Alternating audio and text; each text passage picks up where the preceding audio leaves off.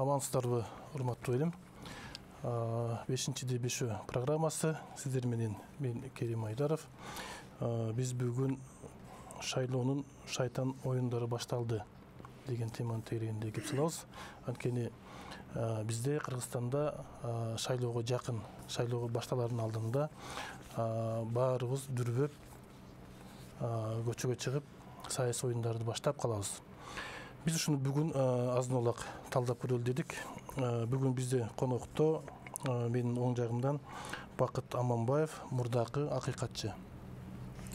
Сагынбек Абдурахманов, КСДП партиясынын төрагасы. Чынара Эсенгул, саясий илимдердин кандидаты. Мавлен Аскарбеков, 1-Май районунун акиминин орун басары. Куш келипсиздер, урматтуу конуктор. Биздин баарыбыз Кыргызда баарыбыз саясатчы болуп бүттүк.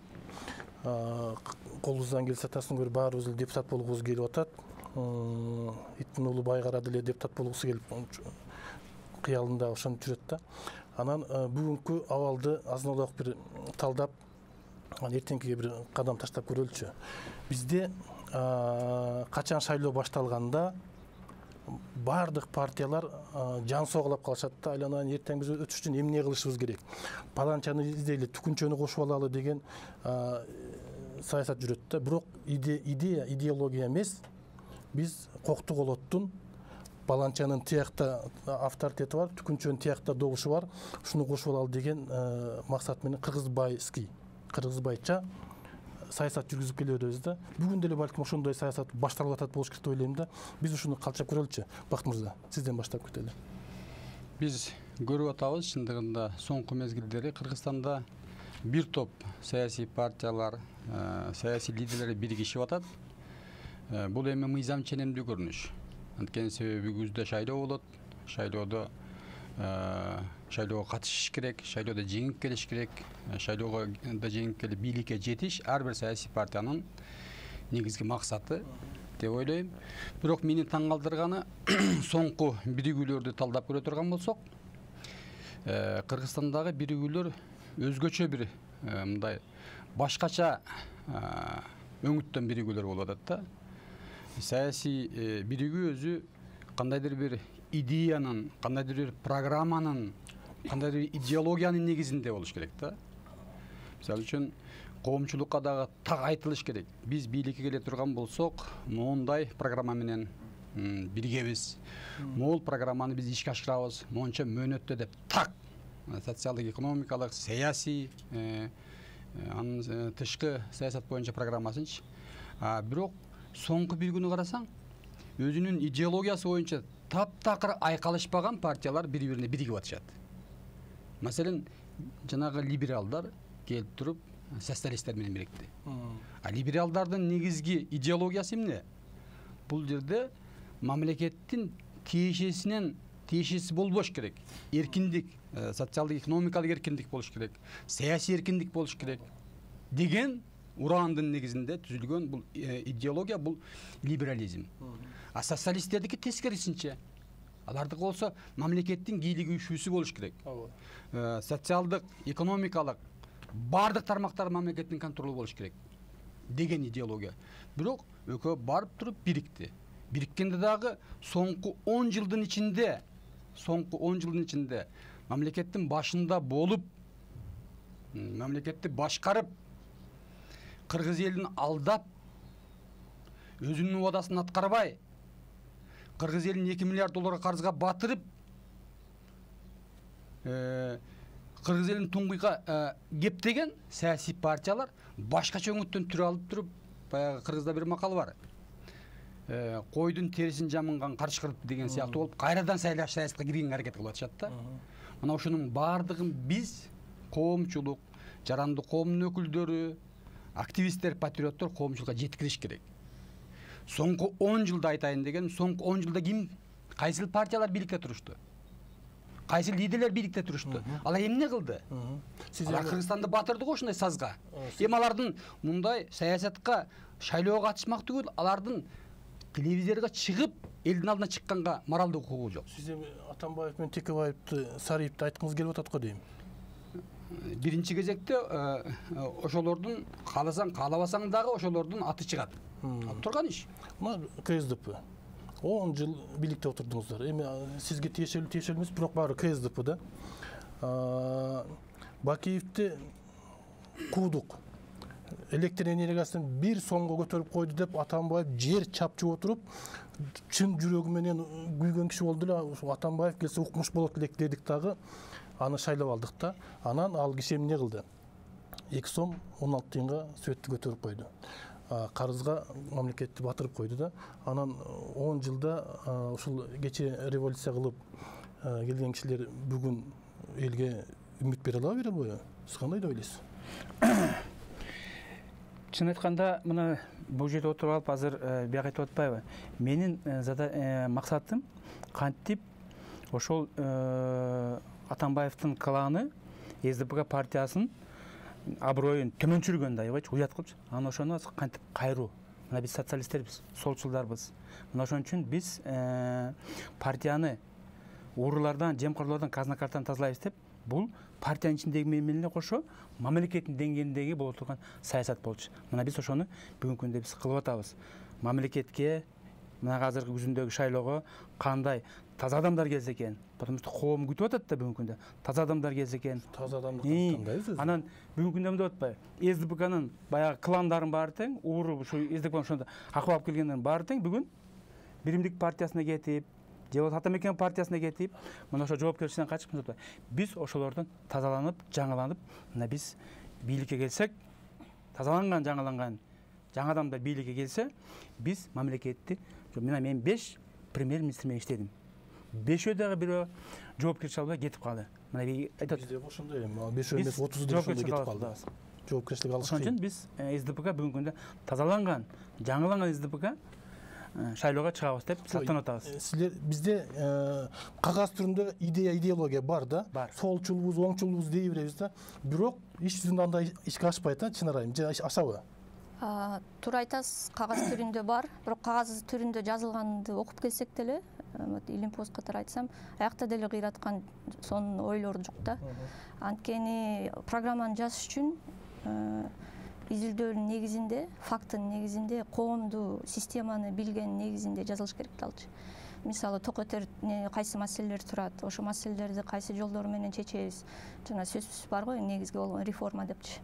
Мисалы, Мирзиёев мырза келди Өзбекстанда 2-3 жыл калды. Алар ошорки изилдөөлөрдүн негизинде жанакы өнүгүү программасы иштелип чыкты да, жөнөкөй айткандачы.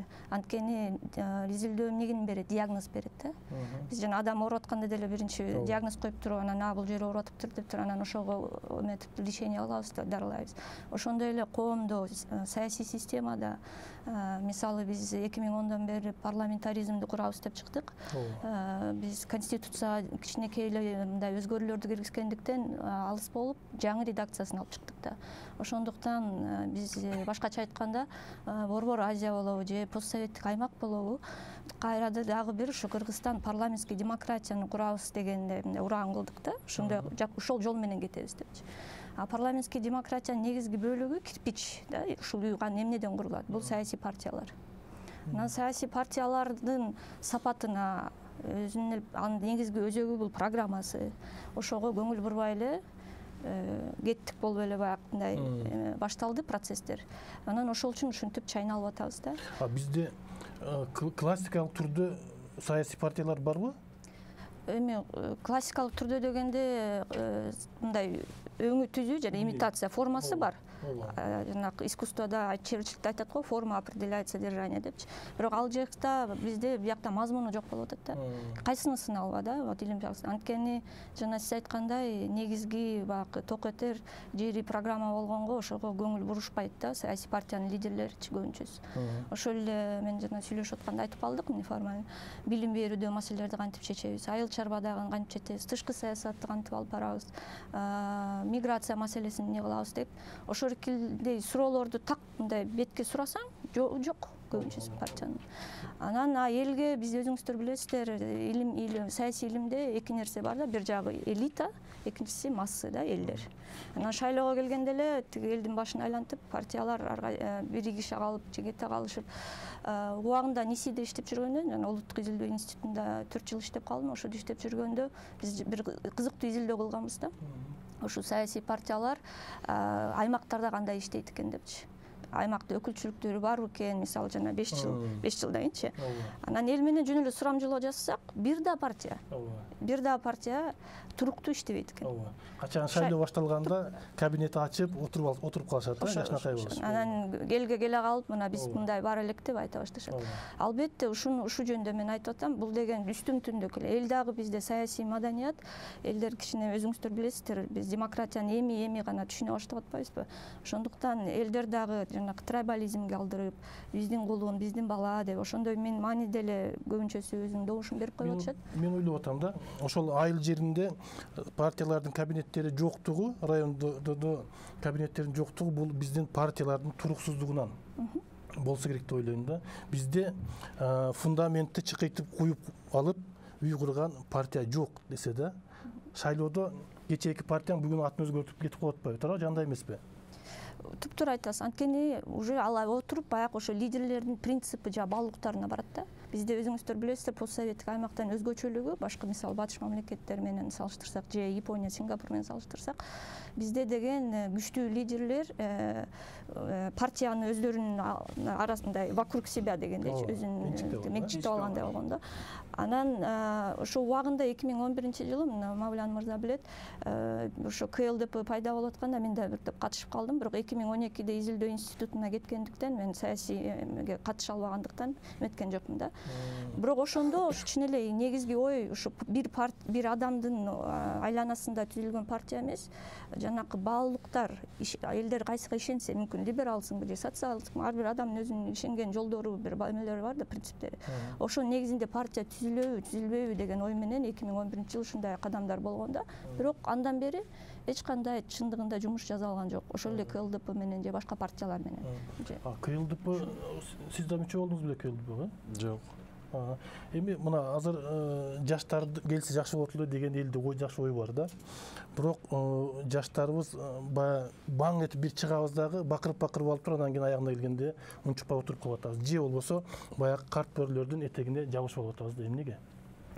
Эң жакшы суроо, жана сиз сөз аразы айтып кеттиңиз. Жакшы адамдарды кантип шайлайбыз деп. Маселенин баардыгы бүгүн парламенттин сапатын да жакшыртуу үчүн, күчтүү өкмөттү да түзүш үчүн, кыргыз мамлекетинде реформаларды өнүгүүнү жасаш үчүн биринчи эле биз шайлоо мыйзамдарын өзгөртүшүбүз керек. Биринчи эле мына мен 2011-жылдан бери шайлоо мыйзамдарын өзгөрүшүнө толук кандуу качып келе жатам. Көптөгөн сунуштарды айтып келе жатам. Мисалы, бүгүн дагы күчтүү партиялар, атаандаша турган жаштардын партиялары баягы ууру коррупционер кландык партияларга конкурент болуп чыга албайт. Бир эле себеп мыйзам жол бербейт. Биринчиден, мына бүгүн порогту 7% түшүрдү, биринчи. Экинчи, 2015-жылы залог күрөөнү 5 миллионго көтөрүп койгон. 2015-жылы мына мен каршы турган буга каалаган адам, каалаган уюм партияга каалаганча акча салат деген норманы киргизип коюшкан. Андан тышкары 2011-жылы мыйзам кабыл алып, биздин парламентке түшүнүксүз бир адамдарды алып келгенге шарт түскөн. Мына аны жакында бейөкмөт уюмдар аркылуу бекемдешти. Мен квотирование нормасын айтып жатам. Ал боюнча эмне? 30% жаштар, 30% бир жыныстуулар, 30% тиги этникалык азчылыктар, 30% майыптар иши кылып болгон нерселердин баардыгын алып келип туруп, ошо партияга тыгып, анан парламентке алып келүү максат болгон. Акылын караган жок. Мен сизге айтайын, парламент бул кыргыз мамлекетинин элдердин арасынан сурулуп чыккан эң күчтүү духу, потенциалы, акылы, тажрыйбасы элге үнү өткөн адамдардын бирикмеси болуш керек. Аялбы, кыргызбы, оруспу, жашпы, карыбы айырмасы жок. Бирок биздин бейөкмөт уюмдар эмне кылып атат? Жок дейт. сөзсүз аял барыш керек дейт. Ал сөз окуй алабы, бир жолу интервью берди эле, мези иштейби, иштебейби, жок дейт. Ошол жака барыш керек дейт. Позитивный дискриминация болуш керек, үйрөнүш керек. 15 жылдан кийин саясатчы аял чыгат дейт. Этникалык азчылыктар барын дейт. Мен 2011-жылы аябай катуу кармашкам. Этникалык азчылык деген ким дедим? Аннотациясы барбы? Определениясы ким этникалык азчылык? Мен этникалык азчылык боло аламбы? Азыр паспортума карап туруп, уйгур же дуңган деп жаздырып алайын. Ким этникалык азчылык? Кыргызча сүйлөй албаган, балкондон чоңойгон чала маңкурт этникалык азчылыкка киреби? Кыргыз өзү, бирок кыргызча сүйлөй албайт. Киреби? Десем жок. Эмне дейт? Мен айттым да. Эмне киргизип атасыңар десем, мына дейт бейөкмөт уюмдары ошону талап кылып атат. Мен айтайын дегенимчи, ошонун баарын көрүп, билип туруп, биздин кээ бир саясатчылар конъюнктурага ылайыкташып, ошондой нормалар киргизе берген да. Киргизе берген. Мына азыр ар бир үчүнчүсү сөзсүз аял болуш керек дейт. Айлана, аял саясатка баргысы келбесе, аны эмне кыйнап атасыңар? Ооба. Квотасы жок эле. Бизде даткалар пайда болгон, аял датка. Борбор Азияда башкаларды андай ойлоп да көргөн эмес. Бизде деген революционер аялдар болгон. Бизде деген кыз сайкалдар болгон. Эми айтсам, биздин кээ бир акылдуу НПОшниктер акчаны алып отчет бериш керек да. Биз могуну лоббини бүтүрдүк, буну кылдык деп. Бизди мамлекетти талкалап атышат. Эми андан тышкары этникалык азчылык болобу, жанагындай жыныстык квотирование болобу, андан тышкары дагы бизде шарттар бар. Мен айтып атам, 250 партия бүгүн. Мына кээ бир саясатчылар чылып айтып атпайбы, мына бизде партиядан көп неме жок. 1000 партия болсун. 1000 партия. Сандан ал сапатка өтүш керек. Сапат ошол трансформация болуш үчүн биз шарт түзүп бериш керек. Мен айтып атпаймынбы? Күчтүүсүңбү? Кайсы саясатчың күчтүү? Кел могул жерге отур.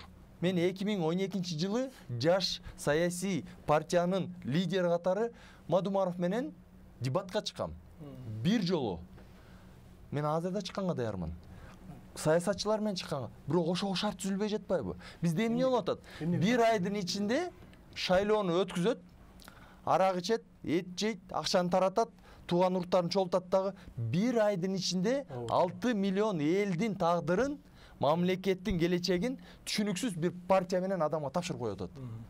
Сиз жакшы ой айтып атасыз. Азыр мен бир нерсени кошуп коеюнчу. Мен балким улутчул деп сөгүшүм мүмкүн. Эми сөксөңөр сөгөргүлө. Жана улуттук азчылык деп атпайсызбы? Этникалык, эми ушул кезге чейин аскерге жалаң кыргыздар барып атат. Башка улуттардын балдары барса азыраак барат да. Анан алар дагы ушу кыргыз мамлекетине жан дил менен күйбөйт. Кыргызчалык, туурабы? Алар биздин жашообуз жакшы болсо болду, башка эмне болсо ошо болду деген идея менен жашашат кээ бирлеричи. Анан биз ошолорго дагы артыкчылык берип, келип алып туруп, мамлекеттин эң жогорку бийлигин отуруп алып коюп, кыргыз мамлекетинин саясатын чечкиледи дегендин өзү дагы натура болуп калып атат да. Сиздин оюңузга мен жакшы кошулуп атам. Ушул маселени дагы балким карап көрүш керек деп ойлоп атам да. Мен бул жөнүкөй эле кошумчам, сиз айтып атасыз. Карап көрүш керек эмес. Бул маселени чечиш керек. Мен дагы бир жолу айтып атам. Кыргыз мамлекети унитардуу бардык жарандарга бирдей укук жана жоопкерчилик бере турган конституциясы бар мамлекет. Анан ошол шайлоонун алдына эле келгенде эле бөлүп жарылып, сен аялсың, сен улуттук азчылыксың, сен жашсың, сен картаңсың. Айланайын. Бул деструктивдүү саясатты токтотушубуз керек. Сиз бардыгыбыз айтышыбыз керек. Токтот ал деп квотированы ал деп. Менин оюмча мындай кылыш керек да. Азыр Кыргызстан тагдыр чечүүчү мезгилде турат деп айтсак болот. Анткени себеби мына күз айында парламенттик шайлоо болот. Парламенттик шайлоодо жеңип келген партиялар өкмөттүн курамын бекитет. Өкмөт болсо 2023-жылы президенттик шайлоону өткөрөт. Демек Кыргызстандын 9 жылдык тагдыры чечилип атат. Азыр биз мен Мавлян мырзанын айтканына кошулам. Шайлоо мыйзамын өзгөртүш керек болчу. Өзгөртпөй калдык. Ага жетишпей калдык. Биз азыр эң башкысы эмне жөнүндө сөз кылышыбыз керек. Мен бардыгыңыздарды чакырам да, коомчулукка, бизди көрүп аткан кыргыз элине, шайлоочуларга бир нерсени түшүндүрүш керек да. Мына ушул шайлоодо кимди шайлашыбыз керек? Соңку 10 жылдагы жүргүзүлгөн саясатка баа берип туруп, андан кийин биз өз тандообузду жүргүзүш керек. Ушул маселеге көбүрөөк көңүл бурушубуз керек. Анткени себеби мына карап көргүлө. 2010 жылы Кыргызстанда ушундай кыргыз эли бир уч саясатчыларга, бир уч саясий партияларга тарыхта сейрек кездесүү үчүн мүмкүнчүлүк берген. Мына политологдор отурасы. Бул деген баш мыйзамды каалагандай өзгөрткүн, бирок экономиканын өнүгүшүнө өлгө түзгүн деп. Ушундай мүмкүнчүлүктү кимге берген? Мына ушундай мүмкүнчүлүктү мына соңку 10 жыл бою бийликте отурган саясий партиянын лидерлерине берген. Алар 2010 жылы 100 бала каза болуп турганда баштарына калпакты кийип алып, көздөрүнө жаш алымыш болуп, элдерге убада берген. Биз чыныгы парламенттик, таза парламенттик мамлекеттик башкаруу кылабыз деп. Эсиңерде барбы? А чындыгында эмне болду жыйынтыгында? Бийликти дароо бөлүп алышты. Жоопкерчиликсиз бийликти орнотту. Партиялык уурлукту негиздешти. Конституциянын 70-ши бернесинин 2-чи пунктуна ылайык болочок парламенттин депутаттарын, урматтуу кыргыз элим, сиздер эмес, партия лидерлери өздөрү аныктайт. Өздөрү аныктап туруп аны сиздерге берет. Тагыраак айтканда, парламенттик демократиянын негизи жок. Парламенттик демократия деген сөз эл өзүнүн уулдарын, өзүнүн мыкты кыздарын тандап алыш керек. А бул партия лидерлери тандап атат. А партия лидерлери мына ушул эрежеге, мына ушул механизмге таянып 2010 жылы сатышты. 2015 жылы партиялык ар бир мандатты сатышты. Мына азыр да сатышат. Бул деген кыргыз элине жасалган чыккынчылык. Дагы эле баягы акча ойнойт. Ошондой да. Акча ойнойт. Кааласаң, каалабасаң да. Анткени себеби биздин шайлоо мыйзамы өзгөрүлгөн жок. Шайлоо эрежеси өзгөрүлгөн жок. Жок эле дегенде соңку 10 жыл бою бийликте турган партиялар. Мен ошолорго кайрылып айтып коем. Ошолор жок эле дегенде шайлоо эрежесин өзгөртүп койсо болот эле да. Тагыраак айтканда, чыныгы профессионал, өз ишин мыкты билген, билимдүү атуулдарыбыздын парламентке келишине мүмкүнчүлүк түзгөн механизм түзсө болот эле да. Ал механизм түзүш үчүн эмне кылыш керек? Ал механизм түзүш үчүн запрет коюш керек. 3 тыюу салыш керек. Массовый жанагында жолугуш өткөргөнгө тыюу салыш керек. Бул биринчиси. Экинчиси жанагында рекламаларды кымбат телевидениеден, радиодон кеткен рекламалардын 1 минуту $500 чейин жетет. Гезиттерге берилген рекламалардын баасы 100 миңден ашат. Аны карапайым бизге окшогон жанагы немелердин ага жетпейт анын акчасы. Ошого тыюу салыш керек. Милдеттендириш керек жергиликтүү бийликтин чиновниктерди, акимдерди, зам акимдерди, айыл өкмөттөрүн бардыгына бирдей шарт түзүп бергенге, бардыгына элди чогултуп бергенге. Ошондо чыныгы элдердин өкүлдөрү, чыныгы атуулдар, чыныгы профессионалдар, патриоттордун келишине мүмкүнчүлүк түзүп болчу. Бирок аны өзгөрткөн жок да. Себеби 2010 жылы түзүлгөн эреже боюнча парламентке жалаң байлар, олигархтар десең болбой калат. Байлар, криминалдын өкүлдөрү, коррупционерлер, кошоматчылар келген. Алар келди дагы бийликти узурпация кылышты. Болду, ошону мыкчып отурушат. Биз канча какшадык, шайлоо мыйзамын өзгөрткөн жок. Жок, алар узурпация кылган жок. Жана жасакерлер, байлар, жагымпоздар келип алып туруп, бир эле кишиге узурпация кылып берип койду. Байке сиз башкара бериңиз, биз сиздин айтканыңызды кылабыз, бизге тийишпе деген саясатка келип алды да, туурабы? Күчтүүсүн карабайсың, жыйынтыгына $2 миллиард карыз кылышты бизде. Эгерде парламент күчтүү болгондо, парламентте чыныгы патриоттор турганда, аны ратификация кылдырбайт болчу да. Кеп ушунда турат да. Ошол мен Бакыт мырзаны толуктап кетейинчи. Бул киши жакшы айтып атат. Бирок бул баягы сыйлап айтып атат да. Мисалы, жанакы бүгүнкү күндө биздин экономиканы партиялар ушак багып келгендер, кайра башка партия кетпей, мына ошолордун аттарын атап айтса жакшы болот эле да. Атаңызчы сиз. Мына мисалы СДПК партиясын алалы. СДПК партиясы эмне? Жанагы карызга батыргандар жокпу? Отурат. Мына ошол СДПК жер үйдү бергенде Исомуркул турду, тиги Чыныбакынч турду, Зулпукаровтар турду. Ошол эле жанагы Атамекенге азыр качып барган тиги солчул эсер тиги ким турду? Ким эле? Ким? Момбеков. Мына ошолор турду. Ошолордун жоопкерчилиги канакей. Ошолор келди да бүгүнкү. Ана биз кайра эле алардын аттарын атабай, биз аларга кайра эме түзүп берип атпайбыз, шарт түзүп берип атпайбызбы?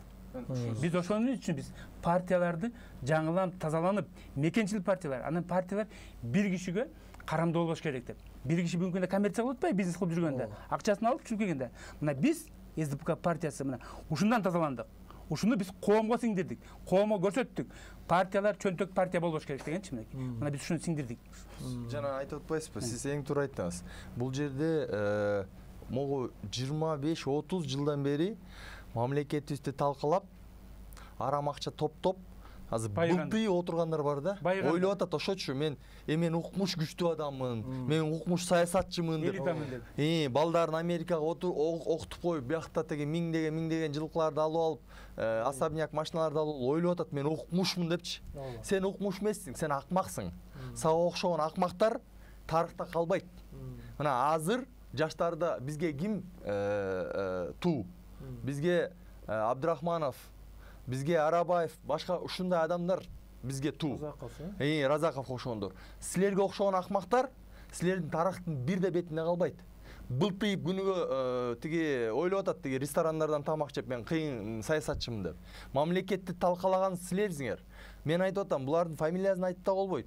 Буларга конкреттүү критерий жазып туруп эле мыйзам кабыл алыш керек. Мисалы, Ак жол, Алга Кыргызстан, СДПК партиялары конкреттүү түрдө добуш берген да. Үзөңгү куш, каркыра, кен байлыктарын саткан боюнча, суу, жер кен байлыктарын саткан боюнча добуш берген да. Кворум түзүп бергендери бар. Ойлоп атат, биз кворум түзүп бергендерди сасык саясат жүргүзүп, тиги кафе, ресторан алып алгандарды билбейбиз деп. Биз барын билебиз. Мына мен билем, сиздер да билесиздер.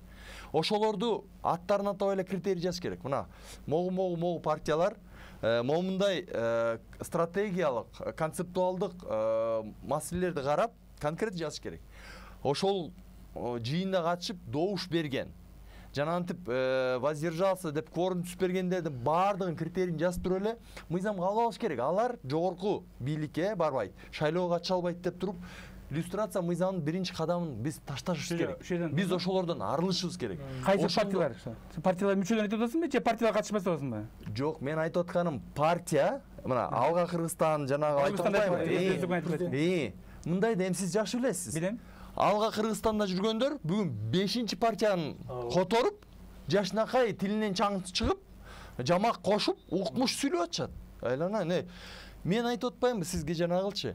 Бунун баардыгы эмнеде? Партиянын шайлоо системасынын туура эмесинде. Эгер биз партияны 1 айда эмес, 3 ай өткүзсөк, 3 ай, жана сиз айткан критерийлер менен акча факторун толук жокко чыгарыш керек. Административдик факторду толук жокко чыгарыш керек да айтыш керек, кимиң күчтүүсүң?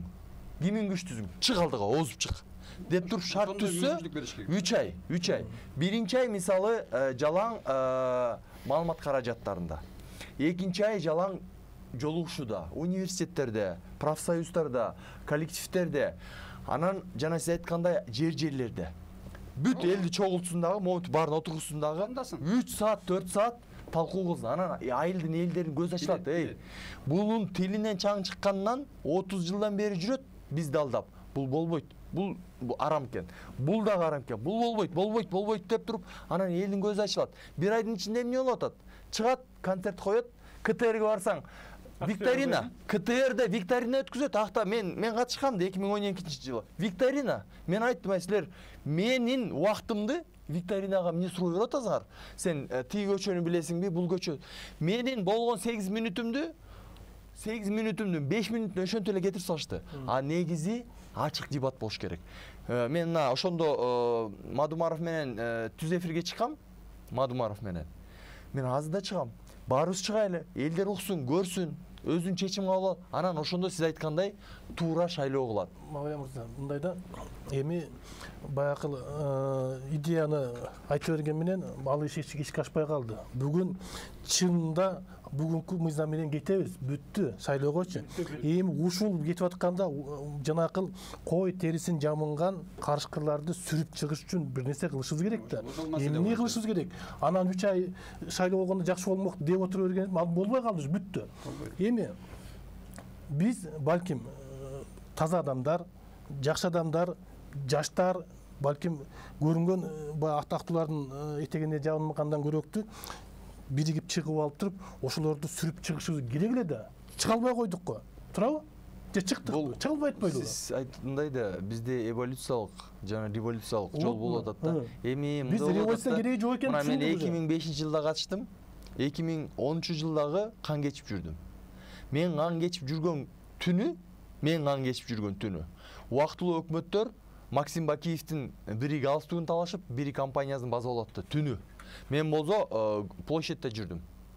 Мен айтып атканым мындай болуп атат да, бул акмактар түшүнбөйүн, бизде өзгөрүү болбой жатпайбы? А эл дагы жана сиз айткандай, элдин дагы саясий түшүнө турган деңгээли ошол баягы мисалы Грузиядагыдай, Армениядагыдай, Европа мамлекеттеринде чыгып талап кылып өзгөрткөнгө азыр тилекке каршы жетпей жатат да. Тилекке каршы. Ошондуктан мен бүгүн айтып атам, макул эми бул шайлоо өтсүн. 20-жылкы шайлоо өтсүн. Бирок келгиле 10 жыл уже эмен берип коебуз. Мен айтып атпаймынбы? 9 жыл берип атпайсыз. Жок, уксаңыз, мен айтып атпаймынбы? Бүгүн мына мен 2018-жылы президент менен жолукканда да айттым. Келгиле топ түзөйлү. Конституцияны өзгөртүүчү топ түзөйлү. Ал топ иштеп чыксын да жаңы конституция кабыл алсын. Форма правленияны тактайлы. Же президент башкарсын, же премьер башкарсын. Анан кийин парламенттин күчтөтүп, жоопкерчилигин арттырайлы дагы айтып атам. Бүгүн тактабайлыбы? 23-жылы президенттик шайлоо кандай өтөт? Мына бүгүн биздики эмне болуп атат? Ушундай эле өтөт. Шайлоо мыйзамдарын эртең шайлоо болот дегенде кабыл алып атабыз да. Айтып коеюнбу? Карасаң мынакей, мен СДПК партиясы 17-жылы биз Атамбаев президент болуп турганда мен ушу жаш муундарга айткам. Келгиле, СДПКда жалаң уурулар, жемкорлор чогулуп алды. Биз тазалайлы, күрөшөлү деп. Анда шайлоо алдыда болчу. Ошондо эле мынакей биздин жаш муундарыбыз бүгүнкү күндө тиги Европада окуган, же тиги башка жакта окугандардын баары тең бүгүнкү күндө башка болуп калган алар. Алар бүгүн кыргыз элине ойлойт, алар дагы өздөрүнүн жеке эмесин, жеке кызыкчылыгын ойлошот. Ошон үчүн мынакей СДПК партиясы эң биринчи болуп кыргызга, кыргыз элине мамлекетте Кыргызстан жаңы тарыхында биринчи жолу киргизип койду. Менчик партия болбосун дегенчи. Жок, эми менчик калып атат да. Азыр калган жок. Ар ким менчиктеп кетти уже 5-6. Ким Абдрахман мени менчиктеди? Жок, СДПКны 4-5 алып кетти го. Баш айланып калды. Айланып калды. Бирisi кайсы СДПК? Ошон үчүн Атамбаев партияны экиге бөлгөн. 31 март 18-жылы Орион гостиницасында тымыздын жашыгын өткөрүп, меньшевиктер жана большевиктер бөлүндү. Ошондой мына меньшевиктер жака бөлүндү. А бүгүндө большевиктер кимдер? Бизде мындай болуп калды да. Бизде лидер бир эмени партияны каттап лидер болуп алат. Ошол лидер өлгөнгө чейин партия жүрөт, же болсо бийликтен кеткенден кийин партия жок болот. Биз ушундай да. Өткүзбөдү го. Жок, андай тура эмес. Сен кетип тура эмес. Потому что силер журналисттер бүгүнкү күндө элди мындай башка жака оодурасыңар. Бүгүнкү күндө коомдук хочешь не хочешь тазалануу, жаңылануу жүрүп атат. Бирок баардык эле партияда да эмес. Мен айтпайм, бизде коомдо айтып кетти го тиги Мавлян мырза. 250 партия болсо ошон үчүн СДПК партиясы эң жогорку бийликте жүргөн. Балык башынан сатыш деп биз жанакы жөнөкөй карапайым СДПКнын мүчөлөрү биз мына өзүбүз чыктык, астынан чыктык. Партияны тазалайбыз деп. Мына шайлоого, таза шайлоого келсе, таза адамдар келсе экен деп. Жок, таза адамдар келиш кыйын. Эки нерсени кошумчалап кетейинчи. Биринчиси бул теориядан алсак, демократия боюнча сүйлөсөк, бирге жана Аристотельдин убагында эле, жана байыркы Грециядан Аристотель убагында айтканда, тирания, олигархия, анан демократия бул эң жаман жолдору депчи. Демократияны жакшы деп айткан эмес. Эмнеге? Анткени демократия ошол тиранияга оңой жол берет. Ошол эле олигархияга оңой жол берет. Эми олигархия деп жөнөкөй түшүндүргөндө жана бир жолу айтылып кетти. Бул жана байлардын бийлиги да. Тирания ал бир адамдын же бир үй бүлөнүн келип алып бийлиги. Демократиянын формасын эмнеге Аристотель жактырган эмес? Анткени ошолки тирания менен олигархия оңой өтүп кетет дейт да. Биягында формасын кылып коет демократияда элдин бийлиги катары. Бирок чындыгында бир адамдыкы деп. Анан азыр сүйлөшүүнү карап келсек, чындыгында 2005-2010-жылы окуялар бизге деги революцияда жөн эле төңкөрүш болгон, бийлик алмашуу болгон дешет. Анан ал жерде ошо үй бүлөлүк башкарууга каршы чыккан элек. Бирок азыр 2015-тен баштап биз эмне болуп атабыз? Биз деген өзүңүздөр айткандай эле ошо байлардын эмесине мүмкүнчүлүк берип, келип алып, анан албетте Мавлян мырза башка биздин байкелер биякта туура эле айтып атышат. Бирок ушул айтылган ойлордун баары кичине мага Илимпоз катары мындай идеалистический көрүнүп атат да. Анткени эгер алар өздөрү отурса парламентте, алар ошоруки өзүнө өзү каршы мыйзамды өзгөртмөкпү. Туурабы? Ошол эле ушу бизде окуган Илимпоз болобу, активист болобу алардын үнүн укмак беле. Ошол үчүн бир жагын бул жерде эң негизги маселе, туура бир жакта бир ойду кеңейтким келип атат. Бул азыр элдин аң сезими менен, элдин түшүнүгү менен иштеш керек болуп атат да. Бизде азыр коммуникационный методдор көп, коронавирустан деле көрүп калдык да. Социальный медиа жанакта негизги посыл, месседждер деп койчу. Негизги ойлорду элге жеткирсек, анда биз мүмкүн бул шайлоодо биртке болсо дагы алдыга кадам жасай алабызбы? Анда эң маселе, мен эл катары же шайлоочу катары айтсам, мисалы, проблема маселе мындай болуп атат да. Шайлайын десем дагы шайлай турган, мен ынада тура тургандай, же партия, же партиянын коалициясы да жок болуп атат. Саясий таануучу катары айтсам, азыркы жана кийинки убакта азыр көп сүйлөшүлүп атпайбы, жана ата мекенин ордуна жана 6 күч кошулду депчи ар кайсы. Жаңы Дем, анан Ак Шуңкар. Мен жеке оюм да болчу. Илимпоз катары, Жаран катары туура эмес болуп калды да бирке. Анткени билген туура эмес болуп калды. Анткени жана сиздин оюңуз мага дагы өзүмө лично персонально импонировать этип атат, жагып атат. Анткени жаштар эки нерсени эле элге түшүндүрө алса, жаш күчтөр, жаш демдер деп. Биз тазабыз. Экинчиси биздин билимибиз бар деген. Мына биякта көп эле айтылып атат, тазаланып атабыз, жаңыланып атабыз. Ал жетиштүү эмес. Таза адам келсе, ал билимдүү деген кеп деме анда эмес да. Кеп деген жанакы Аристотель айткандай меритократия деген болгон. Ал бийликке келсе, ошо бийликти колдонот этип, бийликке келүү бир максат, бир кадам. Бирок бийликке келгенден кийин эмне кыласың? Кантип реформа кыласың? Кантип мамлекетти өнүктүрөсүң? Ал үчүн билим керек да. Анан ошол жерде билимге келгенде эки нерсе маанилүү. Бул ички адам Кыргызстанда жашаган кыргыз элинин менталитетин, кыргыз элинин реалдуулугун, реальность деп коет го, мукташтыктарын жакшы билүү. Бирок ошол эле замат бизге аламдашуу болуп атат. Цифровизация болуп атат. Биздин эле коңшу мамлекеттер канча темп менен өнүгүп атат. Ошол эле дүйнөдөгү кандай эмелер, тенденциялар, кандай процесстер болуп атат. Аны да билиш керек. Ошол үчүн мен бул жерде мынтип жөнөкөйлөштүргөндөн алыс болот элем, чындап келгенде.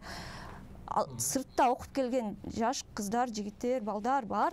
Алар кандай финансы жактан, ошол эле саясат жактан, ошол эле коопсуздук жактан эмне болуп атканын билет. Ошо тышкы менен ички күчтөрдү, тышкы менен ички талдоону, ошолкиндей көрөңгөлүктүү видение деп коет го, стратегияны айкалыштырбаса Кыргызстаныбызды жоготуп алабыз.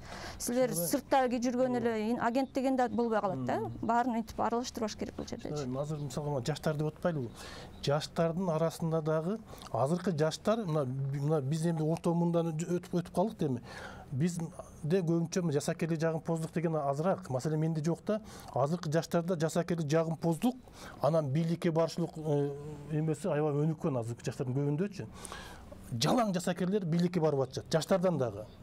Алар мына 30 жылдан бери өнүгүп келген, өсүп келаткан жаштарды чыныгы мамлекетке күйө турган көкүрөгүн каккан адамдар деп айтыштан да коркосуң керек болсо кээ бирлер. Аларга караганда союздун нанын жеп калган кишилерде кичине болсо дагы мамлекеттүүлүктүн формасы көкүрөгүндө бар деп ойлойм да. Мүмкүн болсо мен мынтип жооп берет элем да, ушундай суроонун өзү ачык эле айтайын, менимче туура эмес. Анткени ошол эле Советский Союзда өскөн муунда, ошол эле ортоңку муун 30-40 жакы жаштар. Анан жаштардын арасында деле ошондой жанакындай кошоматчылык кылып, бийликке эптеп септеп жабышып, же болбосо чыныгы патриоттор да бар да. Ар бир кайсы муун болбосун. Биз ошо чыныгы патриот жакшы адамдар тандай албай атпайлыбы? Тандай элесең эле укмуштай сонун болуп эле Facebooктан деле, соц сеттен деле, же болбосо телевидениеден, же болбосо каяктан болсун жалаң баягылар эле чыгып алып эле укмуштай сөздөрдү айтып эле анан кийин элди алдап коюп атышат да. Кача бир эле нерсе мүмкүн болсочу. Сиз туура айтып атасыз. Таза, жакшы адамдарды тандап албай атабыз. Анткени чаржайып көрүнгөн жерде ар кайсы муундар менен ар кайсы жерлерде жүрүшөт. Ошол үчүн негизги жоопкерчилик бул ички болуп атат да. Мен тазамын, мен патриотмун десе, умтулуп, жанакындай бир күчтөлүп, биригиш керек аларчы. Анткени эл күнөөлүү эмес бул жерде. Тандайындаса да жок болуп атпайбы алар? Мындай бириккен бир күч болупчу саясий. Мындай да, азыр шайлоого жакындап калды. Мындай мезгилде чыныгы элдик парламент түзүш үчүн шайлоо эрежесин өзгөртүш керек эле, өзгөртүлгөн жок. Болбой калды. Эми бул боюнча сөздү кылбай эле койдук. Азыр сөздү кылыш керек. Эмне жөнүндө? Элге, коомчулукка, шайлоочуларга, кыргыз элине мүмкүнчүлүк бериш керек. Тандоосуна. Кандай тандоосуна? Кайсы саясий партиялар, кайсы саясий лидерлер элди башкарып, кыргыз элинин тагдырын өз колуна алып кете алат дегенге азыраак болсо да биз мүмкүнчүлүк бериш керек да, талдаганга. Анализ кылып беришибиз керек. Мына политологдордун да милдети ошо деп ойлойм. Анткени себеби мына 150 жыл мурда декабристтердин бири, кыйын орустун улуу декабристтердин бири Петр Яковлевич Чадаев деп айтканда, өлкөнү өнүктүрүш үчүн саясатчылар кетирген кемчилигин мойнуна алыш керек деген. Албай калды. Ал мойнуна алып туруп элден кечирим сураш керек деген. Мына карап тур, мына 2010 жылы биз тагдырды, Кыргызстандын тагдырын бир уч саясатчыларга бердик. Мына аны санап атабыз. Эми ошол саясий партиялар башкаларды бириктирип кайра дагы шайлоого катышып атпайбы? Муну кыргыз эли билиш керек. Мына ошол саясий партияларга добуш бербеш керек. Бул биринчи. Экинчи, ошол саясий партиянын лидерлерин мүмкүн болсо мына ушундай талкууга чакырыш керек. Мен чакырып да келтире албай койдум кээ бир партия лидерлерин. ооба Келсе айтат элем мен ошонунчу. Сиз ошондой эмне үчүн ошол колуңузга, ошо кыргыз эли сиздин колуңузга ушунчалык мүмкүнчүлүк берсе, сиз бийликти бөлүштүрүп алдыңыз. Сиз эмне үчүн Кыргызстандын, кыргыз элине, бүтүндөй кыргыз элине кыянаттык кылдыңыз? Анткени кыянаттык кылды да. мойнун албайт алар. Кыянаттык кылды. Бир өзүнүн бир жеке кызычылыгына жетиш үчүн кыянаттык кылды. Мына парламентти бизнеске айландырып таштады. Парламенттин депутаттарын шайлоону кадимкидей сатышат. Карабайсызбы? Ошонун натыйжасында мына 9 жолу өкмөт башы алмашты. Интриганын чордонуна айланды. Экономика өнүккөн жок, жумушсуздук. Акыры келип туруп мына 2 миллиард доллар карыз кылышты. Эми ошол партиялардын кайрадан шайлоого катышканга укугу барбы, моралдык укугу? Ошол лидерлердин укугу барбы? Жок, алар үчүн укугу Алардын укугу жок. Алар моралдык укугу жок. Биз ошонун бетин айтышыбыз керек. Биз тизмелеп туруп айтышыбыз керек. Муну партиялардын лидерлерине биз мүмкүнчүлүктү бергенбиз. Бул кыргыз элин алдашты. Буларга добуш бербегиле деп айтышыбыз керек. Мына мен мындай да ойлойм да, алар мойнун албайт биринчиден. Аларды ушу айтсаң деле бара бер. Ошол жерге маңдайыңа коюп алып туруп, сен жедиң иштиң, ушундай кылдың, ушундай, алар актанып отура берет. Эмне кылыш керек? Биз элге түшүнсөң дагы болбойт. Элди алар эртең барып туруп акча менен, арагы менен же башкасы менен дагы эле алдап мурдагы шайлоо кыла берет. Эмне кылыш керек? Аларды сүрүп чыгарыш керек. Кантип? Кеп ушунда турат. Жанда эмеспи? Биз эгерде аларды сүрүп чыга албай отуруп алып идеяны айтып отура берсек, алар кетпейт да. Аларды сүрүп чыгарыш керек. Жанда эмеспи? Керимбек абдан жагып атат, прям жүрөгүңүз күйүп, эмоция болуп аткан сезилип атат. Анан мындай айткым келип атат да. Биякта Мавлан мырза туура айтпады. Эки эле жол бар да. Могу дүйнөлүк практиканы, тажрыйбаны карап келсекчи, саясий процесстер кандай болгон. Революция, эволюция. Революцияны өттүк. Бирок аял революция деле эмес, жана жөн эле төңкөрүш болуп эле переворот власти деп коет. Ошол эле адамдар кайра келди. Ошол эме ой жүгүрткөнү, аң сезими ошол бирдей эле адамдар келип атат да тур эле. Анан же биякта биз узак жолго стратегияны алып чыгышыбыз керек. Ошол элди кантип саясий маданиятын кичине корректировканы киргизебиз. Жанагы трайбализмден алышыраак. Анткени ал адам канча жол катаны кетирип, элди шайланып атканда, элди жана акча берип же бирдеме кылса эле эл сатылып кетип атпайбы? Ошол үчүн менимче туура айтылып атат, саясий таануучулар болобу, активисттер болобу, башкасы болобу, ошо элге биз максималдуу жеткиришибиз керек болуп атат да. Сатылба депчи, добушуңду сатпа, ойлон. Уже канча жол өттүк, бул биринчиси. Экинчиси, чыныгы элита дейличи, интеллектуалдык элитабы же саясий элитабы билишибиз керек болуп атат да. Саясий партияга эмес. Могу кандайдыр бир жана интеллектуалдык күчтөр болот го. Ошондой бар ошондойлор өзү. Мисалы мен деле өзүм академияда көп иштедим, аз деле университеттерде сабак берем, бар. Бирок мен жана бир оюмду дагы бир сыйра кайталап коеюнчу. Чаржайт ар кайсы жерде болуп атышат да. Мындай патриотичный, патриоттон тышкары ал жүрөк да. Биякта керек болуп атат да. Билим керек, тажрыйба керек. Ошолор академический элита деп коет, мындай илимде жүргөн, баарына абдан терең көз карашта жүргөн адамдар. Ошол эле замат активисттер, патриотичный активисттер. Ошолор баары биригип, улуу муун болуп, жаш муун болуп, кичине биригип туруп, негизги маселелерге талдоо берип, Кыргызстандагы шайлоо маселеме. Ошоркиге мындайдыр бир элге сиз баягы теория жүзүндө айтып атасыз да, теория. Анан бул бизде жанагы илимий баалуулугу бар элита дегендердин баардыгы жасакерлер, анан унчукпай отургандар да. Кайсы бийлик келбесин, ошол академиң, ошол профессоруң ошол бийликтин сөзүн сүйлөп отура берет. Идеясы да жок, идеологиясы да жок алардын керек болсочу. Анан каяктан алар чыгат? Бул жерде мен бир нерсени айтайын дедим эле да. Бул айланып келип, ошо элдин туура тандоосуна такалат да. Элдин туура тактоосуна. Мисалы, мына сиз жакшы билесиз, менин оюмча сиз дагы айтасыз да. Бул Атамбаев 2015-жылы парламенттик шайлоону өзү жеке өткүзгөндө ар бир талапкерди, ар бир партиясынын тизмесин текшерип туруп, макулдугун берип туруп өткөргөндө. Бул жалган маалымат эмес да. Мына сиз билесиз жакшы, сиз жакшы билесиз, мен аны жакшы билем. Мен бир эле мисал айтайын. Улукбек Кочкоров Өнүгүү Прогресс партиясынын талапкер болуп кирет. Киргенде Атамбаев көрөт, Олукбек Кочкоров турат тизмеде. Анан дагы бир Чалабандит турат. Атамбаевдин мамлекетке кылган кыянатчылыгы эмне болуп атат? Мына бул жакта тажрыйбалуу, билимдүү, түз жүргөн адам. Бул жерде Чалабандит, кече тиги Москвада разборкада жүргөн Чалабандит турат. Буну алып туруп, буну коюп коюп атат. Анан жалаң ушундай Чалабандиттерди алып келип парламентке киргизип койду. Эмнеге? Ал ойлоду, ошо көкме Чалабандиттерди мен оңой башкарам деп. Ал ойлогон жок. Сен кандай башкарсаң, бул көкмелердин позициясы жок, башкалар ошентип башкарып кетет депчи. Ошондой максат менен эң чабал Чалабандит, чала спортсмендер турган парламентти алып келди. Анан ал кылганын кылды. Мен айтып атканым ошон үчүн болот го. А маселе эмнеде болуп атат? Маселе Атамбаев шайлоого келгенде 1 айдын ичинде шайлоо өтүп кетти да. 1 айдын ичинде. Ошондуктан шайлоо деген 3 ай болуш керек деп атпаймынбы? Атамбаевдин ким экенин эл президент болгонго чейин билгенде, аны шайлабайт болчу.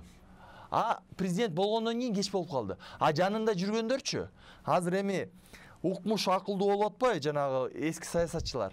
Мен өткөндө бирөөгө барсам айтат, мен дейт айткам дейт, ал болбойт депчи. Маселен баары ошодо болуп атат. Сен айтканда эмес, сен элге жеткизиш керек эле. А элге кантип жеткизет? 3 ай болгондо Атамбаев менен жок, негизи айтып атам да, болот. Себеби 23-жыл шайлоо болот да.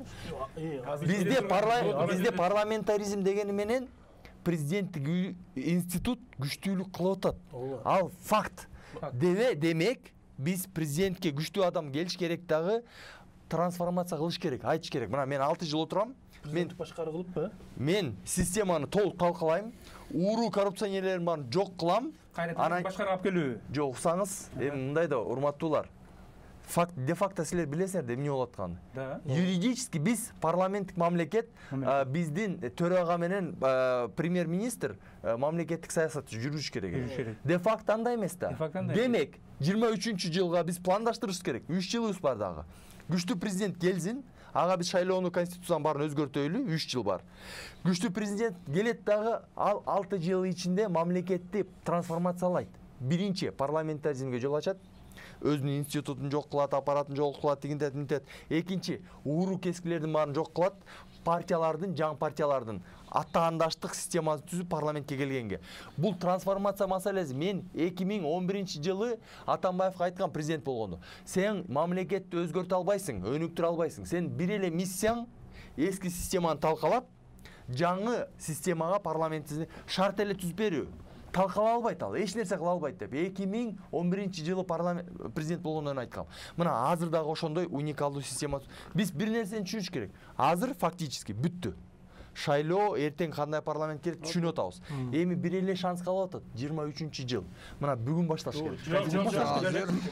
Бүгүн башташ керек 23-жылга. Парламенттик шайлоодон азыр көп нерсе байланыштуу. Эгерде мен биyak менен оппонировать эткенде эмес, кеп деген президенттин шайлоосуна даярданыш керек деген ой айтылып атат. Ошо аркылуу өзгөрүү болот депчи. Биякта айтып атабыз, азыр мына парламенттик шайлоо болуп атат депчи. Мен бир вариант кандай кылсак болот деп. Бул жерде дагы бир оюмду жеткирүүгө аракет кылайынчы. Элдин тандоосу эң негизги деп атабыз, Бирок бизде теорияда иллюзия выбора деген бар да. Талдап атат деген иллюзия кылып коюшат да элдичи. Ошол үчүн азыр чындап келгенде эң негизги нерсени Бакыт мырза айтып атпайбы биякта? Тандай тургандай, мындай биз ынандырып, ошо чыныгы, ошо бийликке келгенде чыны кыйратып жакшы иштеп берет деген кайсы партия? Ошол эң негизги суроо ошо да. Ошорки кайсынысы дегенде менин жообум саясий таануш катары. Андай партия жок. Ошол жокпу? Жок. Анда 6 партия эмнеге бийликте отурат? Жок, чындыгы жок. Анткени ошол эле кайра эле жана өзүңүздөр айткан сөздүн баары ошону тастыктап атат менимчечи. Анткени убагында алар туура эмес жолу менен келген. Келгенде кайра бийликти узурпация кылышкан. Бийликке узурпация кылып алып, кайра шайлоо мыйзамдары болуп, анысын өзгөрткөнгө каалабайт. Анткени алар өзүнө тескери иштейт туурабы? Ошол үчүн бир вариант менче кыска бүтүрүп атам. Бул мисалы практикада болгон дүйнөлүк башка мамлекеттерде дагы. Баарына каршы добуш берилсе, мисалычы, элчи, биз силердин араңарда көрө албай атабыз. Силер же алдамчысыңар, же өтө эле жашсыңар, анан жаш болуп алыптыр тигилер менен биригип алдыңар деп эл ынанбаса, баарына каршы берсе добушту, анда баары игра обновляется дегендейчи. Кайра шайлоо болот, Кайра шайлоо. Бирок ошол эле заматта мүмкүнчүлүк болуп, жана активисттер чыгып давам этсе, ошо шайлоонун эрежелерин кайра дагы оңдогонго мүмкүнчүлүк болот да. Бул бир жолу мисалы. Чын айымдачы, мен ойлойм, начитанный теория, практика вообще отсутствует деп мен буга баа бердим да, өзүм ушундай убеждение келди. Бүгүнкү күндөгү коомдо болуп аткан нерседен буайым алыс деп ойлойм да. Себеби СДПК партиясында болуп аткан, Кыргызстан жаңы тарыхында болуп аткан процесстерди бул киши көрбөй атыптыр. Анан биякта аман азыр бакыттуу айтып атат.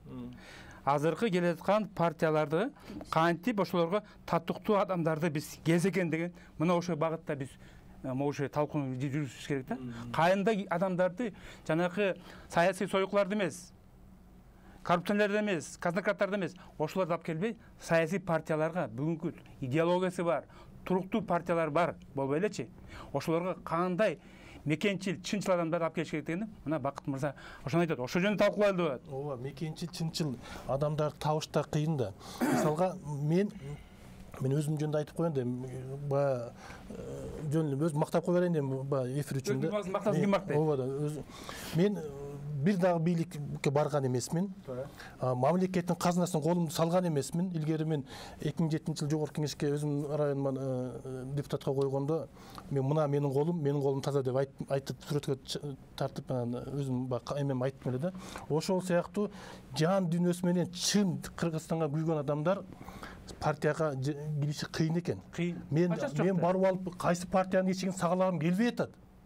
Барып алып жалдырап, жасакерлерин жагынып босуп, анан укмуш калыпты сүйлөп, менин мынанча шайлоочум бар, мен кыйратам деп айтыштын өзүнө дагы бетинче деп айтты. Жанакы жасакерлер калыпты ышкыртып салат. Анан кулагың делдейт дагы лапшаны илгенден кийин, ошого ишенип ошону алдын колуна коюп коесуң. Сиз жана айткан критерийлер ал жетишсиз. Мен колум таза, мен таппак алып жетишсиз критерий. Себеби андай критерийлер менен бүгүн эки баракта окуя албагандар деле отурат. Ал жетишсиз критерий.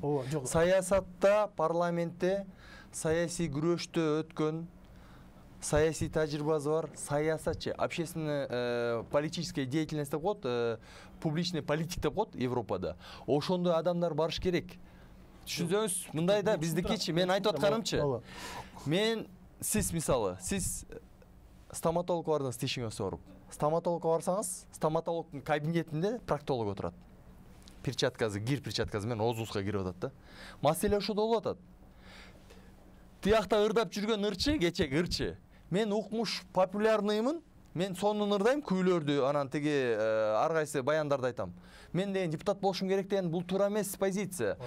Биз саясий күрөштөн адам позициясын көргөзүп, тажрыйба топтоп, анан ошондо парламентке барыш керек болуп атат да. Анан мен тиги караокерде болуп эле рейтинги менен просмотрум 100 000 болуп эле шайлоого барган болбойт. Сенин мисалга жолуң таза болсо, ичпесең, жебесең, жок туруп. Ооба.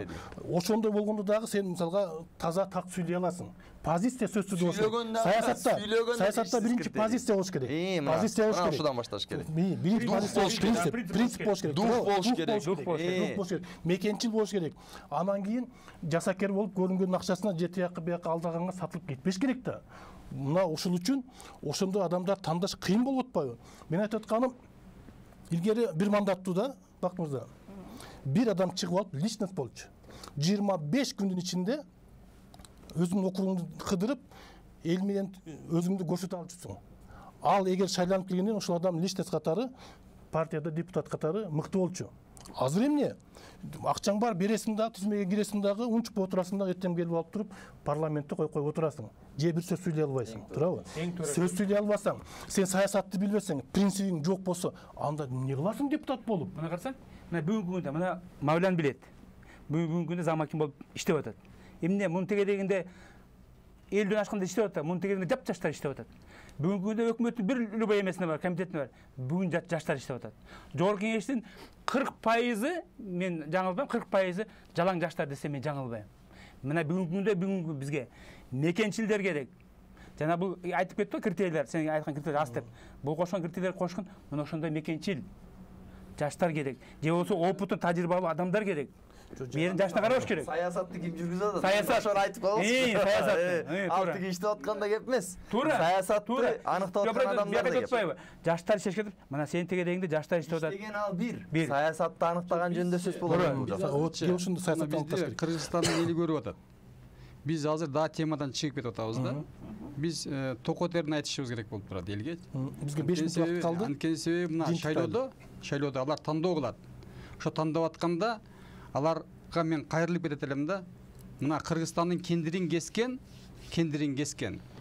Бул мамлекеттик деңгээлде уурулук. Акаевдин мезгилинде түзүлгөн системалык коррупциялар бар. Бажы, энергетика, жер байлыктары жана башка сыяктуулар. Ошол системалык коррупцияларда миллиондогон, миллиарддаган долларлар сол чөнтөккө кетип атат. Ушул токтодубу? Токтогон жок. Муну токтотуш керек болчу 2010-жылы бийликке келген партиялар. Ошолор фракциясында көтөрүп чыгып маселени коюш керек болчу. Муну көтөргөн жокпу? Эмне үчүн мактанышат ошол депутаттар азыр чыгып туруп бул жерге элдин алдына чыгып алып? Себеби алар элдин чыккынчылары, алар өздөрүнүн жеке кызыкчылыктары гана жетишкен. Биз ошол маселени коюшубуз керек. Эмне үчүн сот бийлиги, например, реформа болгон жок? Анткени сот бийлигин дагы алар өздөрүнүн алдына 95-статьяга негизинде Конституциянын баш ийдирип алышты. Эмне үчүн? Анткени себеби жеке бийлигин чыңдаганга аракет кылышты. Азыркы тартип коргоо органдары, МВД, прокуратура, ГКМБ ким үчүн иштейт? Карапайым эл үчүн иштебейт азыр. Урматтуу элим, силердин укугуңарды коргобойт. Алар кимдин укугун коргойт? Алар бийлик башындагылардын укугун коргойт. Алар болсо акчалуулардын укугун коргойт. Эмне үчүн ошону чыныгы реформаны жасаган жок? Анткени мына ошолордун бардыгы 2010-жылы келген бийликте турган саясий партиялардын жерде моюнда турган. Ошолордун жоопкерчилиги болчу. Ошолор жасаган жок. Ал партиялар кайсылар? Билесиңер. Айтыңыз, ачык айтыңыз. Атамекен партиясы, СДПК партиясы, Бир бол партиясы, кайсы партия дагы? Өнүгүү прогресс партиясы. Мына эң мындай одиозный партиялар ушулар. Кыргызстан партиясы, республика партиялары. Мына ошол партиянын лидерлери. Мына ошол партиянын лидерлеринин кетирген кемчилигинден, мына ошол партиялардын лидерлеринин элге жасаган, элди алдагандыгынан улам Кыргызстан мына ушундай итке мингенгедей болуп отурат.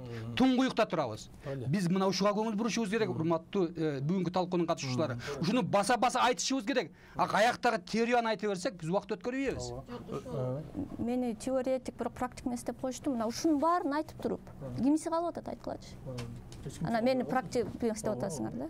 Эч ким калган жок. Могу айтылган сөздүн баары баякы мурункулар жаман, коррупционер, муну кайра эле бийликке келе атат, кайра эле шайлоого келе атат, бирок элге биз түшүндүрүп айтышыбыз керек деп атабыз. Ошондо ачкын сөздүн ачыгы азыркы келе жаткан октябрда боло турган шайлоодо татыктуу боло турган жанакындай политический саясий коррупция шлейфи жок аркасындачы. Ошоликиндей саясий партиялар жок, алар асмандан түшпөйт. Ошол алар үчүн жанакы таза адамдар келип, биригип, тазадан тышкары билимдүү деп коет атам дагычы. Ошо саясатка жөндөмү бар, программасы бар. Ошолор келиш үчүн убакыт керек болуп атат. Ошол убакытты жеңиш керек болуп атат. Билимдүү ууру болуп атпайбы? Ооба. Билимдүү нака ууру болуп атпайбы? Бизде 2 мүнөт убакыт калды. Кыскача кантип кыскача ойлорду айталычы, кандай кылабыз деп. Кыскача эми биздин кыргызстандыктарга айрылып кетким келет кыскача. Азыр эми шайлоо эмес, негизи эле бул биздин мамлекет.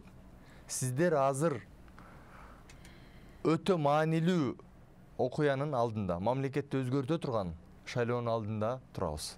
Эгер мындай убакта биз тууганчылыкка, билишчиликке, акчага алдана турган болсок, бир нерсени билиш керек. 100 жыл башта, 16-жылы 100 жыл башта кыргыз мамлекетинин жарты эли кырылып калган. Мына азыр ушундай коркунучтар турат. Себеби тегерегибиздеги мамлекеттер өтө ылдамдык менен өнүгүп жатышат. Ошондуктан бул силердин эле бүгүнкү күн оокатыңар эмес, бул силердин балдарыңардын, небереңердин, анан эң башкы мамлекетибиздин эртеңкиси. Бул өтө маанилүү нерсе. Кыскача мен элге айтадым бир-эки нерсе да. Урматтуу элим, добушуңарды сатпагыла. Добушуңарды сатпагыла. 1000 сомго сатпагыла добушуңарды. 500 сомго сатпагыла. 10 000 сатпагыла. Добушуңарды таптакы сатпагыла. Экинчиси, алдандык алданбайлык эмичи, алданбайлык. Ошолордун азыркы биз айткан саясий лидерлердин тобуна добуш бербегиле. Алар койдун терисин жамыган карышкыр болуп кайрадан барып атат партияларга. Элди алдашып. Саясий лидер десе мага да тийип кетип аткандай болуп атат да, партиянын лидери десечи. Бирок мен айтып коеюн десем, тазаланып, жаңыланып, уурулардан, коррупциялардан тазаланып аткан СДПКга мен кайрылып кетип тилейм да. Айленайын партиялаштар. Бүгүн силер партиялаштар бүгүнкү күндө кайра акчага сатылбайлык деп мен ошого чакырат элем да. Ошол үчүн өзүңөр татыктуу, билимдүү, илимдүү, тажрыйбалуу адамдар келгенге партияга жардам бериш керек деп ойлойм да. Рахмат. Сиздики? Мен деле ошол эле таза шайлоо өтсө деп мен кыялданам, бирок көзүм жетпей атат. Анан элдин өзүнүн акылмандыгы мүмкүн кандайдыр бир үстөмдүк кылып кыргыз эли улуу эл болуп келген да. Мен айрымда аябай жакшы дарыя бар да. Анан балык көп болчу. Соңку 10 жылда балыкты жанагындай жардырып, тор менен кармап түгөтүп ийишти. Анан аксакалдар чогулушту дагы. Анан ким ушул балыкты кармай турган болсо 7 жыл бою баласынын убайын көрбөй калсын, жасаган максат ишке ашпай калсын, ушул өмүрү ошол балык кармап аткан жерде өтүп кетсин деп бата бергендечи, эч ким кармаган жок чындыгында. Азыр ошол жерде балык көп. Балык аябай көп. Буларгачы каргышта өтпөй калган уже. Каргышта. Биздин айылдагы нерседе бул айла жоктун иши болуп атпайбы? Айла жоктун иши. Карапайым эл коркот. Булар каргыштан коркпойт. Коркпойт булар. Койсуңбу? Манастын арбагын деле добушту сатпаш керек. Кураны деле карап болбой койбойт. Мүрзөнүн үстүндө өлгөн баланын көрүстөнүндө ыйлап карганып аткан адам неден корксун? Ал Кудайды да эч унутуп койгон адамдар алар. Коноктор, Кудайдан жөн ачкандар. Бизге бөлүнгөн убакыт бүтүп калды, тилекке каршы. Биз Кыргызстандын келечеги үчүн кеп кылдык деп ойлойм. Биз эртеңки парламенттик шайлоону дагы таза, так жана мыкты парламентти шайлоо үчүн үмүт менен кеп кылып атабыз. Кудай буйруса, жакшы парламент куралып, Кыргызстанда мыкты бийлик келсин деген максатта, Кыргызстандын келечеги, элдин эртеңкиси жакшы болсун деген максатта кеп кылдык. Биз кийинкиде көрүшкөнчө аман болуңуздар. Барчылык, аманчылык, ийгилик болсун.